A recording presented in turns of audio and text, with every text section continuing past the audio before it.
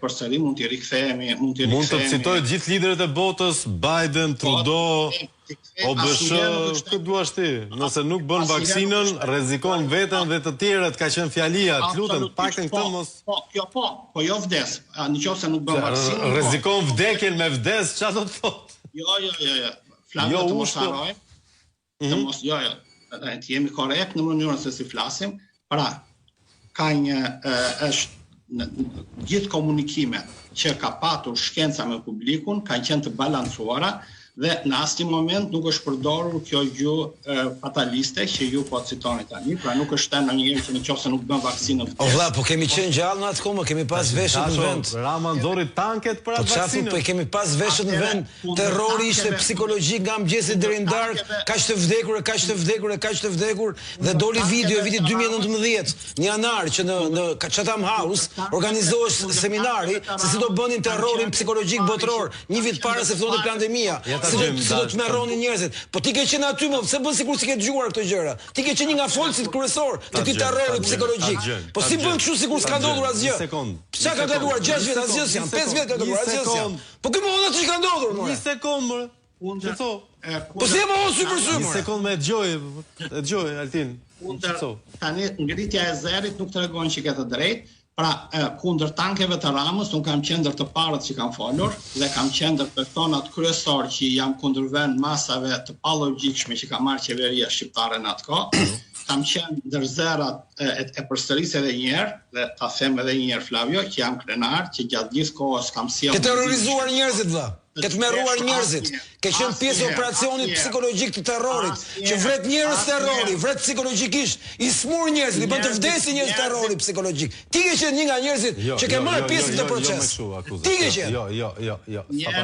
Njerëzit unë i kam qetësuar, njerëzit unë i kam këshilluar, njerëzit unë edhe i kam trajtuar në distancë nëpërmjet telemjekësisë në atë kohë dhe më janë mirënjohës dhe jam munduar si çdo bluzë bardhë tjetër në atë kohë të ofroj jo vetëm këshilla, por edhe shërbime direkte mjekësore nëpërmjet telemjekësisë dhe e kam bërë me sukses në shumë raste. Dhe në asnjë moment unë nuk kam vënë askënd në panik, siç po tentoni ju sot, zoti Goxhaj, të pretendoni se vaksina është ose armë biologjike. Armë biologjike është. Atëre e ke gabim. Po, përdoro ti amendamentin 5 tash. Përdoro edhe ti atë. Një sekond. Mos abuzo, lutem. Nuk ka asnjë provë shkencore që vaksina është një armë biologjike. Vaksina ka qenë një preparat i cili ndihmoi në dhënien fund të pandemisë. Po Covidin si virus mund ta konsiderojmë zoti Dasho si armë biologjike? Po, në qoftë se provohet që ka pak të ngjarë ose as pak të ngjarë të provohet në mënyrë përfundimtare nëse virusi është prodhuar apo jo në laboratorin e Wuhanit, sepse dyshohet se qeveria kineze i ka zhdukur të gjitha provat që mund të kenë ekzistuar. E përsëris edhe një herë Flavio, unë asnjëherë nuk insistoj dhe nuk kam thënë virusi është natyral ose virusi është prodhuar në laborator. Pra, sot të dhenat që u bë hetimi i FBI-s dhe i CIA-s amerikane, zgjati me muaj të tërë, kushtoi me miliona dollar dhe përfundimi ishte nuk mund ta themi me saktësi nëse virusi është prodhuar në laborator apo në natyrë.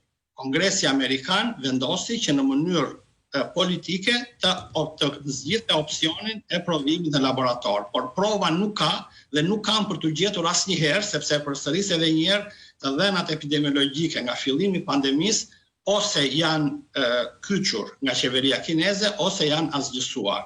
Këtë të vërtet ndoshta nuk do ta marrim dot vesh asnjëherë dhe çdo kush si në shumë raste të ngjashme zgjedh të vërtetën e vet. Kushdo zgjedh të vërtetën dhe beson se virusi është prodhuar në laborator, kushdo mund të zgjedhë të vërtetën që virusi ka qenë natyror. Prova përfundimtare me shumë gjasa nuk ka për të ardhur asnjëherë, sepse kur nuk e zbuloi CIA dhe FBI me miliona dollar e bashkuar me komunitetin shkencor amerikan, që kishin interes edhe politik, kishin interes edhe ideologjik, që shkonin në fund kësaj historie, nuk i shkuan dot dhe nuk e provuan dot në mënyrë përfundimtare. E përsëris edhe një herë. Qëndron. Dakor, kuptova argumentin, e kuptova, nuk